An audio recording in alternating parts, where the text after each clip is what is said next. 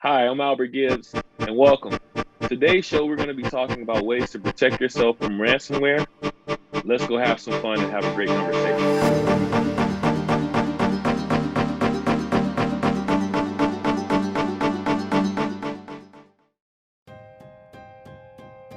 What is ransomware?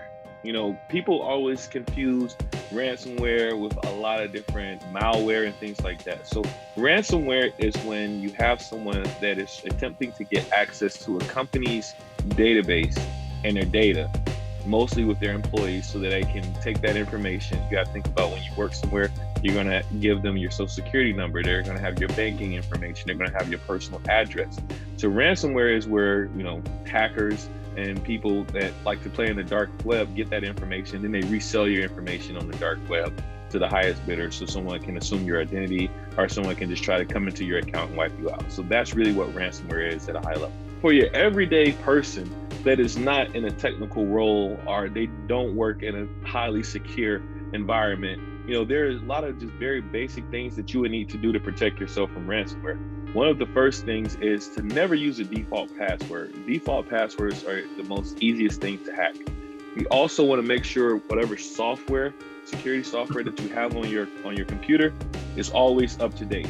The reason why that's so important is because every security software, they apply patches to that software. So after every breach, a new patch is created to protect you from what just happened with that company.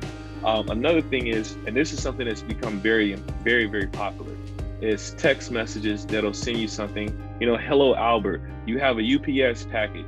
Please click here for the tracking number. And you may not even think you have a UPS package, or you say, well, maybe someone sent something to me, and you click on that link and they have access to everything in your phone. So things like that are extremely important. And then also when you're working for a company and if your company provides you with a secure browser, you want to make sure when you're doing any type of internet searching, if it's a work issued machine, stay on that secure browser. In closing, the biggest thing that you can do is just to take that extra second to think about before you click on a link, click on an email, or visit a website that you're not familiar with.